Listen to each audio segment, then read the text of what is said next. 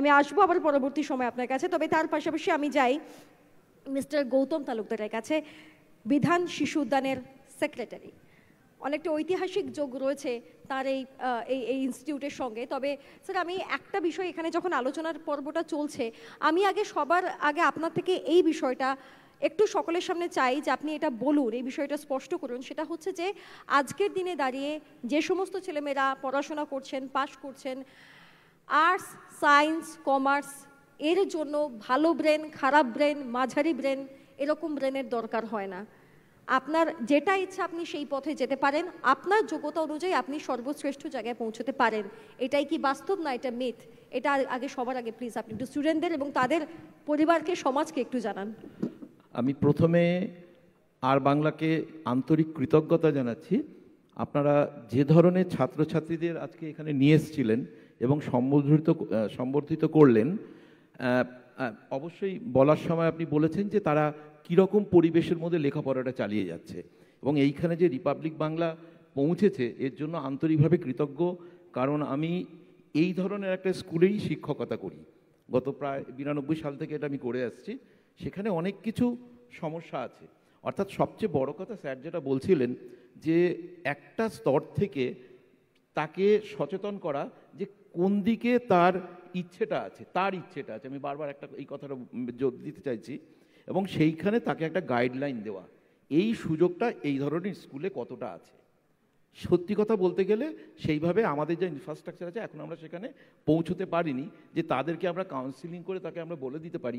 ফলে যেটা হয়, যেমন ধরুন গার্জিয়ানদের মধ্যে সাধারণ মধ্যবিত্ত বা এমনকি নিম্ন মধ্যবিত্ত ছাত্রছাত্রীর মানে বাবা মারা ভাবেন ছাত্রের কি ইচ্ছে অনিচ্ছে তার উপর নির্ভর না করে আমার ছেলে বা মেয়েকে আমি ডাক্তার করাবোই, এবং এই ডাক্তারি করাতে গেলে একটা যদি নিট ইউজিতে সে পেয়ে যায়, সরকারি জায়গায় পেলেও ভালো কথা, কোনো অসুবিধা নেই। যদি কোনো কারণে না পায়, কারণ আপনারা জানেন, এটা তো আমরা সবাই জানি, 24-এ এই পরীক্ষায় প্রায় 23-24 লক্ষ ছাত্রছাত্রী অ্যাপিয়ার করেছিল, 13 লক্ষের মতো তারা কোয়ালিফাই করেছে, এবং মোট পরীক্ষা 720 নম্বর, এবং প্রায় আমাদের দেশে প্রথমে তো 67 জন পেয়েছিল, 720-তে 720 পেয়েছিল, পরে সেটাকে রিভিউ করে দেখা গেছে 17 জন, এবং 715 পেয়েছে, এমন একটা স্তরে ব্যাপারটা। অর্থাৎ সবাই গার্জিয়ানরা আমরা ভাবছি ডাক্তারি করতে হবে। এই ভাবনাটার কারণ হচ্ছে সঠিক দিশা দেখানোর যে পদ্ধতি সেটা আমাদের নেই বলে।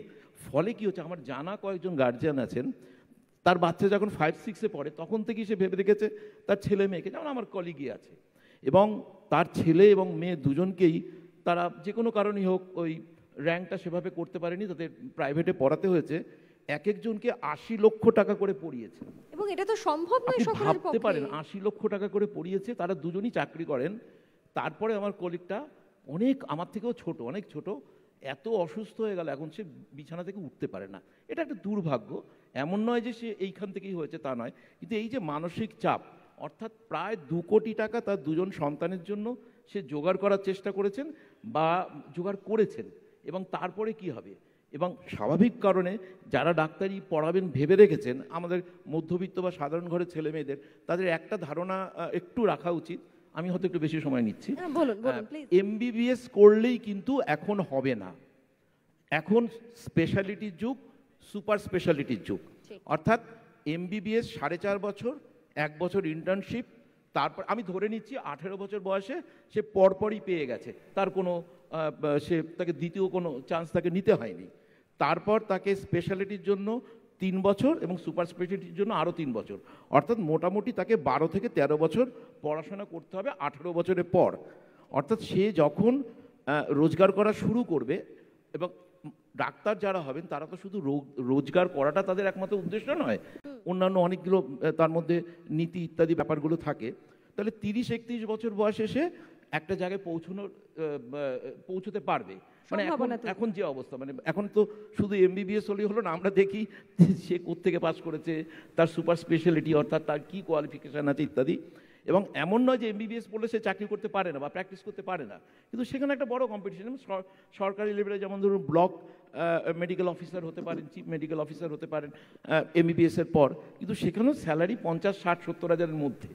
এইরকম যে একটা পরিস্থিতির মধ্যে যারা ডাক্তার অনেকেই আছেন হবেন, যেমন তাদের টাকা আছে তারা পড়বেন, হয়তো দেখা গেল তাদের ক্ষেত্রে তার একটা মেডিকেল ইনফ্রাস্ট্রাকচার তার অলরেডি এক্সিস্ট করছে, তাকে সেটা রক্ষা করার জন্য তার ছেলে বা মেয়েকে ডাক্তার বানাতেই হবে। তারা 80 লক্ষ বা 1 কোটি বা 1.5 কোটি 2 কোটি টাকা তারা খরচা সেখানে করবেন। আমি মধ্যবিত্ত মানে মা বাবাদের কথা বলছি, যারা ভাবছেন যে ডাক্তারি ছাড়া কোনো রাস্তা নেই, তাকে ডাক্তার বানাতেই হবে আমার সবটুকু দিয়ে, দরকার পড়লে আমার মানে সে তার রক্ত জল করা। এবং এই সিদ্ধান্তটা ঠিক হতে পারে না, এটা কখনোই ঠিক হতে পারে না। এটার একটা কারণ হচ্ছে আমাদের তাদের গাইড করার একটা অভাব আছে।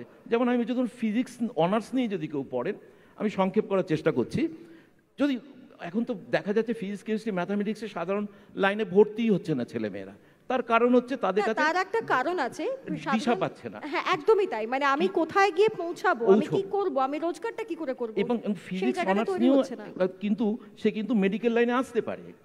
যেমন ধরুন ফিজিক্স বা ফিজিক্সে যদি সে এমএসসি বা বিএসসি করার পর সে যে আমাদের যে ক্যান্সারের যে ট্রিটমেন্টটা হয় সেখানেও সে মানে তার যে মেশিনপত্র যন্ত্রপাতিগুলো লাগে তার জন্য প্রচুর কোর্স আছে, যেটা ফিজিক্স থেকে যাওয়া যায়, অন্য সাবজেক্ট থেকেও যাওয়া যায়।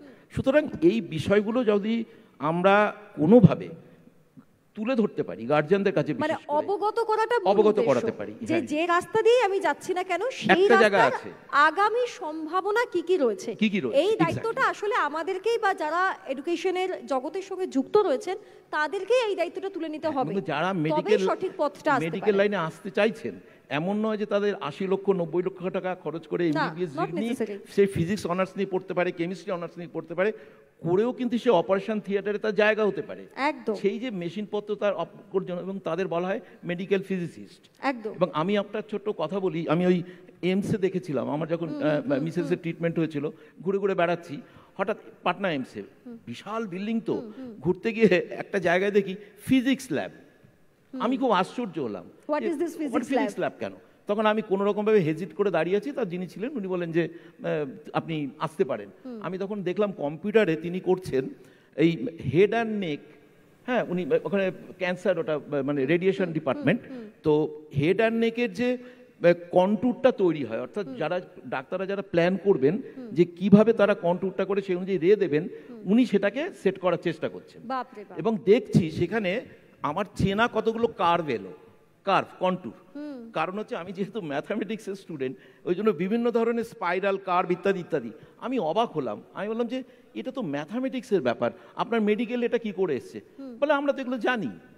অর্থাৎ আমি যখন সে যখন প্ল্যানিং করছে হেড অ্যান্ড নেকে, সে যখন রেটা অ্যাপ্লাই করবে, সেখানে তার ওই যে ফিজিক্স পড়তে গিয়ে যে ম্যাথামেটিক্যাল স্কিলটা সে পেয়েছিল, ডেভেলপ করেছিল, অর্থাৎ সেটা আজকের দিনে দাঁড়িয়ে কাজে লাগছে। ইন্টারডিসিপ্লিনারি যে টেকনিকটা, যেটা আমরা এখন বলি সবসময় stem, science, engineering, mathematics and technology, অর্থাৎ এগুলোর মধ্যে লিঙ্ক যখন সে তৈরি হয়, তখন আলাদা করে এই সবগুলোর মধ্যে থেকে যে নলেজটা, সে স্কিলটা ডেভেলপ করে, সেটা সে যে কোনো জায়গায় কাজে লাগাতে পারে।